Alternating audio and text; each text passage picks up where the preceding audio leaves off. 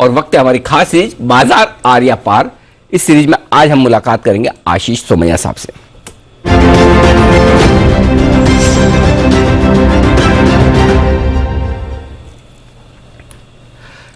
कार्यक्रम में हमारे साथ आज शामिल हो रहे हैं व्हाइट ऑक कैपिटल के सीईओ और बाजार के जाने माने दिग्गज आशीष सोमैया साहब। आशीष सर, स्वागत है आपका। इस बार तो लंबे समय बाद आपसे मुलाकात हो रही। Thank you sir. क्या करें सर, बाजार खराब नहीं होता तो आपकी याद भी नहीं आती हमें हमें लगता है जब बहुत मामला मुश्किल है, समझ में नहीं आ रहा तो सर को पूछा जाए। बताएं सर, पहले तो डायरेक्शन दीजिए, चल क्या रहा है मार्केट में? एक्चुअली अनिल सर, अगर आप देखें तो काफी सारे हमारे, जैसे पहले भी बात हुई है, इम्पोर्टेड प्रॉब्लम्स ज्यादा हैं। और ये जैसे हम लोग अभी क्या हो रहा है कि चाइना में कुछ होता है, यूएस में कुछ होता है, तो हर चीज को हम अपनी तरफ से कंपैरिजन में लग जाते हैं। जैसे मैं आपको सीधा सीधा उदाहरण देता हूँ कि जब महंगाई की बात होती है, ब्याज दर बढ़ने की बात होती है, तो हम लोग यूएस में 8% समझो इन्फ्लेशन है, तो उसको देख करके हम भी घबरा जाते हैं। लेकिन यूएस का जो आर्थिक व्यवस्था की जो साइकिल है, जैसे कि कोविड के पहले इंडिया में मुश्किल से 3.5 पौने 4% की जीडीपी ग्रोथ हुई और हमारे यहाँ पे सिस्टम लेवल क्रेडिट ग्रोथ 0 था। तो कोविड के पहले हमारे यहाँ पे तो बिल्कुल एक तरीके से आप देखिए मंदी चल रही थी। लेकिन यूएस में क्या चल रहा था उसको आप देखिए कि 2010 से 2020 तक भारी तेजी, 21 ट्रिलियन की यूएस इकोनॉमी जो है वो 2019 में 3.5% की ग्रोथ थी और 0 अनएम्प्लॉयमेंट था। तो एक फुल स्पीड में उनकी ट्रेन चल रही थी और फिर वहां पे कोविड आया।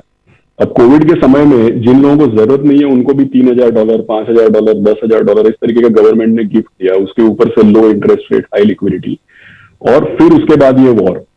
तो यूएस में सर 10, 11, 12 साल की तेजी के बाद महंगाई बढ़ रही थी और उसके बाद इस तरीके का एक वॉर हुआ। तो यूएस में 8% इन्फ्लेशन, जो 40 साल में सबसे ज्यादा इन्फ्लेशन बोला जाता है, तो यूएस में 8% इन्फ्लेशन बहुत बहुत बहुत बड़ी बात है।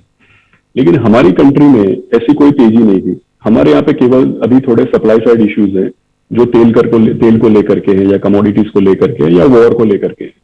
तो हमारी आर्थिक व्यवस्था में कोई इंसिपिएंट, जैसे हम बोलते हैं कि हमारी आर्थिक व्यवस्था में इंटरनली ऐसा कोई इन्फ्लेशनरी माहौल नहीं था, लेकिन वॉर की वजह से। अच्छा, अब ये वॉर और ऑयल की जो बात है, मैं इसको ट्रांजिटरी बोल के ये नहीं कहूंगा कि इसको हम सीरियसली नहीं ले।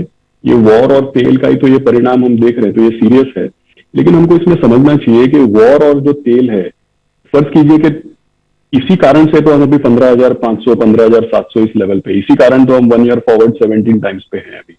लेकिन ये वॉर और जो ऑयल प्राइसेस हैं, इसमें ऐसा है कि अगर कोई भी किसी भी तरीके का डी एस्केलेशन होता है, जैसे आज ही मैं किसी से बात कर रहा था कि भाई ये वॉर में अगर कोई डी एस्केलेशन हो गया, किसी कारण से तेल का दाम गिर गया, तो मार्केट का तो मूड चेंज हो जाएगा। तो उन साहब ने मुझे बताया लेकिन वो तो हो नहीं रहा है ना। सो द पॉइंट इज कि अगर हम इक्विटी इन्वेस्टर हैं तो हमको अनसर्टेनिटी में ही बेट करना पड़ेगा अगर पैसा बनाना है। अगर अनसर्टेनिटी नहीं होती तो हम 17-18 हजार पे ही होते, यहाँ पे क्यों होते? तो हमारी डोमेस्टिक कंडीशंस जो है, जिस तरीके मार्केट बता रहा है, जिस तरीके का यूएस का माहौल है, वैसा हमारी डोमेस्टिक कंडीशंस का माहौल बुरा नहीं है। हमारी डोमेस्टिक कंडीशंस में सारे इंडिकेटर्स अगर आप देखें तो हर इंडिकेटर में इंप्रूवमेंट है। डेफिनेट ये है कि भाई इंटरेस्ट रेट बढ़ रहे हैं तो थोड़ा पीई मल्टीपल कंप्रेस हो रहा है और तेल और वॉर की वजह से एक अनसर्टेनिटी बनी हुई है। लेकिन अगर इस अनसर्टेनिटी में बेट नहीं करेंगे तो हम इक्विटी इन्वेस्टर नहीं कहलाएंगे ना, फिर पैसा भी नहीं बनेगा। बिल्कुल आप सही कह रहे हैं। अनिश्चितता है तभी पैसा बनेगा, तभी ये भाव है, और हमारे बाजार, हमारी इकोनॉमी दुनिया भर से काफी बेहतर है। अब सर दूसरी चीज जो ये है कि चलिए, एक तो मार्केट के मैक्रो फंडामेंटल्स हो गए, ग्लोबल हो गया, दूसरा ये एफआईज वाली जो प्रॉब्लम है, बेचे जा रहे हैं। तो अब है ना, अभी तक तो हमारे सारे शूरवीर ये रिटेल इन्वेस्टर्स, तीसरी महाशक्ति डटकर मुकाबला कर रही है। अब है ना, थोड़ा सा मतलब खुद पे डाउट होने लगा है कि हम सही तो कर रहे हैं कि नहीं कर रहे हैं। सो अब ये बताइए कि क्या वाकई में फ्लोज के लिहाज से कोई समस्या आ सकती है, या ये 12-15 हजार करोड़ हर महीने जो म्यूचुअल फंड में आ रहे हैं ये मामला संभाल लेंगे? सर देखिए, अगर एक भारी गिरावट आती है, फर्ज कीजिए कि मार्च 2020 में जैसे हुआ था कि अनप्रेसिडेंटेड, अभी देखिए पिछले थोड़े 6 महीने में क्या हुआ है कि धीमे धीमे हर महीने कभी 5%, कभी 2%, कभी ऊपर कभी नीचे, तो धीमे धीमे करेक्शन हो रहा है और पूरा का पूरा जो सेलिंग है वो डोमेस्टिक इन्वेस्टर्स अपने इंटरेस्ट रेट कम है, दूसरे एसेट क्लास में पैसा बन नहीं रहा था, तो धीमे धीमे डोमेस्टिक इन्वेस्टर्स भी इक्विटी में पैसा लगा रहे हैं। तो मुझे लग रहा है अभी तो ये स्टेबल रहेगा, अभी ये चलता रहेगा। लेकिन अगर एक समझो भारी गिरावट आती है किसी भी कारण से, समझो एक बहुत बड़ा बैड न्यूज आता है, समझो वॉर में कुछ ज्यादा एस्केलेशन हो जाती है, या कोई भी अनएक्सपेक्टेड, मतलब जिसको लो प्रोबेबिलिटी इवेंट बोलते हैं, ऐसी कोई अनएक्सपेक्टेड चीज अगर होती है और एक समझो एक बड़ा धक्का लगता है, तो बड़ा धक्का लगने पे लोग घबरा सकते हैं। लेकिन अगर अभी का जिस तरीके का माहौल है, अगर ये ऐसे ही चलता रहा तो मुझे लगता है कि ये स्टेबल रहेगा।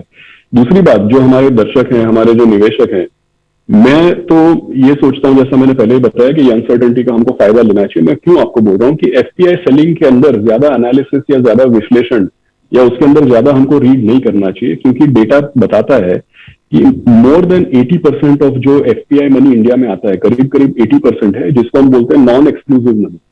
इसका क्या मतलब है कि ये ग्लोबल इमर्जिंग मार्केट का कोई फंड है, ग्लोबल इक्विटी का कोई फंड है, तो इंडिया में एक एलोकेशन आता है फ्रॉम ग्लोबल मनी। तो अब क्या है कि चाइना का आपको हाल दिख रहा है, रशिया का आपको हाल दिख रहा है, ग्लोबली यूएस का आपको माहौल दिख ही रहा है। तो ग्लोबली अगर इक्विटी में एक रिस्क ऑफ का मोड अगर होता है और ग्लोबल इमर्जिंग मार्केट में चाइना और रशिया को लेकर के अगर नुकसान हो रहा है, तो इन कैटेगरीज में से जब पैसा निकलता है तो इंडिया से भी पैसा निकलता है। तो इसका मतलब ये नहीं है कि सारी सेलिंग इंडिया को लेकर रही है। ऐसा कोई नहीं बोल रहा है कि इंडिया का मार्केट बहुत खराब है, भाई यहां से तो निकल लो, वो बात नहीं है। ये इंडिया को लेकर के सेलिंग नहीं हो रही है। ग्लोबली जो माहौल है, या ग्लोबल इमर्जिंग मार्केट्स और चाइना और रशिया, ग्लोबल इमर्जिंग मार्केट्स का जो कोई फंड होता है उसमें 35 से 40% पैसा चाइना और रशिया में होता है, और पिछले 6 महीने में हम सब जानते हैं वहां कितना नुकसान हुआ है। तो उस कैटेगरी में से अगर पैसा निकलेगा तो 15 रुपया इंडिया का भी निकलेगा, मतलब, लेकिन इसका रीजन इसका ये मतलब नहीं है कि इंडिया की वजह से पैसा निकल रहा है। और ये सारे चक्कर में हमारा मार्केट सस्ते से सस्ता हुआ जा रहा है। सस्ता होने के कारण भी है, ऑयल है, कमोडिटीज है, सस्ता होने के कारण भी है, लेकिन सारी की सारी जो सेलिंग है वो इंडियन मार्केट की वजह से नहीं है, ग्लोबल फैक्टर्स की वजह से है। तो ये आपके लिए पूरा का पूरा एफआईएस की सेलिंग से रिलेटेड, बहुत ज्यादा डरने घबराने की जरूरत नहीं, ज्यादा उसमें दिमाग लगाने की भी जरूरत नहीं। अपना भरोसा बनाए रखें और दूसरों पे कब तक डिपेंडेंट रहेंगे। वो सर सही बोले, मतलब मार्केट हमारे, कंपनी हमारी, पैसा हमारा, मुंह उधर देखना है, ये ज्यादा लंबा चलेगा नहीं। अच्छा सर, अब ये बताइए, इस गिरते हुए माहौल में पैसा कहां लगाना है? अनिल सर, मेरे को लगता है कि जैसे हम लोग, पहले वाइटॉक की तरफ से मैं बोल दूं कि हम हर सेक्टर में पैसा लगाते हैं, हम लोग सेक्टरल इन्वेस्टर है नहीं, लेकिन विद ड्यू रिस्पेक्ट, आपका सवाल सेक्टर को लेकर के है, तो मुझे ऐसा लगता है कि जो बड़े बैंक्स हैं, पहले भी हमारी इस पर बात हुई है, प्राइवेट सेक्टर बैंक्स जो बड़े बैंक्स हैं, इसमें सर ऐसा है कि आप देखिए, मैंने एक प्रीवियस क्वेश्चन में बोला कि कोविड के पहले हमारा सिस्टम लेवल क्रेडिट ग्रोथ 0 था। तो कोविड के पहले का जो माहौल था उसमें हमने बैंकिंग सेक्टर जो है पूरा उसको रिस्ट्रक्चर और क्लीन अप, इसके अलावा कुछ किया नहीं है। बैंकें क्रेडिट भी दे नहीं रही थी, तो क्रेडिट दे नहीं रही थी, इसलिए कोविड के समय में एक्सीडेंट भी कम हुए। क्योंकि आप देखिए 2007 में जब ग्लोबल फाइनेंशियल क्राइसिस हुआ तो सिस्टम लेवल क्रेडिट ग्रोथ 20% के ऊपर था। इसका क्या मतलब है कि आप फुल स्पीड में गाड़ी चला रहे हैं और सामने आपका हेड ऑन कोलिजन हो गया। लेकिन कोविड के पहले हम क्रेडिट ही नहीं दे रहे थे, सिस्टम लेवल क्रेडिट ग्रोथ 0 था। तो पिछले थोड़े सालों में बैंकों का जो सिस्टम है पूरा क्लीन अप और कंसोलिडेशन हुआ है, और अब जाकर के फाइनली क्रेडिट ग्रोथ हो रही है। स्टेट बैंक के चेयरमैन साहब, उन्होंने बोला कि 4,50,000 करोड़ की इनको क्रेडिट पाइपलाइन दिख रही है कॉर्पोरेट से। सारे के सारे बड़े कॉर्पोरेट्स इन्वेस्टमेंट कर रहे हैं। तो जो बड़े बैंक्स है, जिनका कासा बैलेंस स्ट्रांग है और जो राइजिंग इंटरेस्ट रेट है थोड़ा, लेकिन जिनका क्रेडिट ऑफटेक भी है, तो इनका, मुझे ऐसा लगता है कि बड़े बैंक्स जो है इनका फायदा हो सकता है।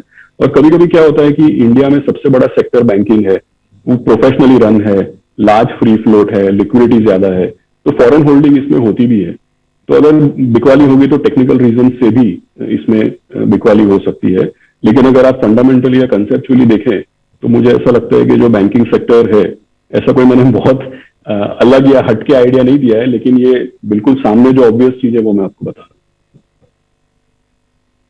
निवेश के बेहतरीन मौके। आशीष सर, थोड़ा सा आज समय की कमी रहेगी, कुछ और आपसे बातें भी करनी थी, एक बार फिर से आपसे समय लेकर मुलाकात करूंगा। बहुत बहुत धन्यवाद सर आज समय देने के लिए और बाजार पर अपना डायरेक्शन और निवेशकों का हौसला बढ़ाने के लिए। Thank you so much sir. आइए बढ़ते आगे।